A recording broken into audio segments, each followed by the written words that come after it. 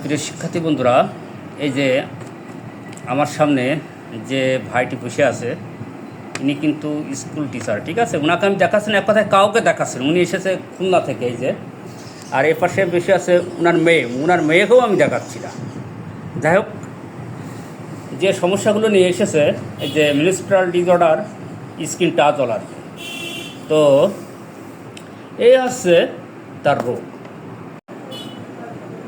তার আগে বলে দিই,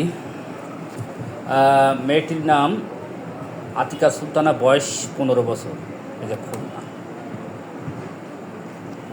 আবারও বলি, রোগ হচ্ছে অনিয়মিত মাসিক, স্কিন টাচ অ্যালার্জি। তা যাই হোক, আমাদের মূল উদ্দেশ্য হচ্ছে treat the patient, not the disease. রোগ যাই থাকুক না কেন, যদি সুন্দর করে একটা মেডিসিন নির্বাচন করতে পারি, তাহলে কিন্তু রোগ আরোগ্য হতে বাধ্য। তো আসা যাক HRCV পেশেন্ট। খাওয়া দাওয়া রুচি মাঝামাঝি, গায়ে ঘাম আছে, কিন্তু মুখের মাথার অংশটা বেশি ঘামে। পানি পিপাসা নেই বললেই চলে। থার্ড প্লেস, চর্মরোগ চাপা পড়া নেই, আসিল নাই। ঠান্ডার সমস্যা বরাবরই কম বেশি লেগে থাকে। লালা মুখ থেকে আসে না। ডিজায়ার সুইট, স্পাইসি মাংস, অনিয়ন পছন্দ। অ্যাভারশন সল্ট মিল্ক, স্টুল কনস্টিপেশন, মাঝে মাঝে পরিবর্তনশীল পায়খানা। মাইন্ড স্যাম্প্যাথেটিক অ্যাঙ্গার, দুটোই আছে উইপিং ডিসপোজিশন।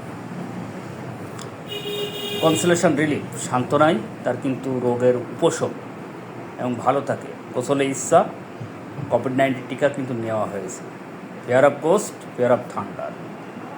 বিফোর আর ডিউরিং মিন্স, মাসিকের শুরুতে অথবা মাসিকের প্রথমে কিন্তু ব্যথা, প্রচণ্ড মাদার কোমরে ব্যথা, জরায় প্রদেশে ব্যথা, রিলিফ বাই কোল্ড অ্যাপ্লিকেশন।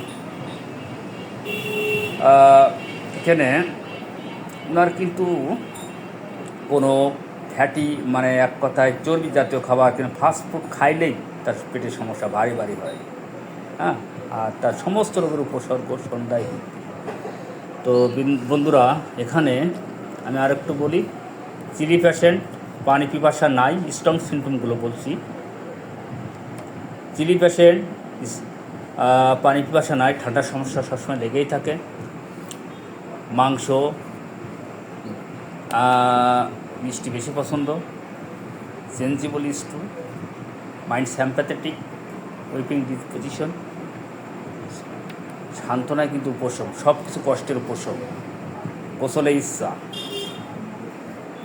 তারপর ফাস্টফুড কিংবা চর্বি জাতীয় কোনো বস্তু খাইলেই তার কিন্তু পেটের সমস্যা। রোগ কিন্তু সন্ধ্যায় বৃদ্ধি, মাসিকের শুরুতে এবং পূর্বে জরায়ু প্রদেশে ব্যথা, relief by cold application. So এই মেয়েটিকে এক কথায় সব কিছু মিলায়ে আমি 65,000 নির্বাচন করলাম। আপনাদের মতামত থাকলে বলতে পারেন।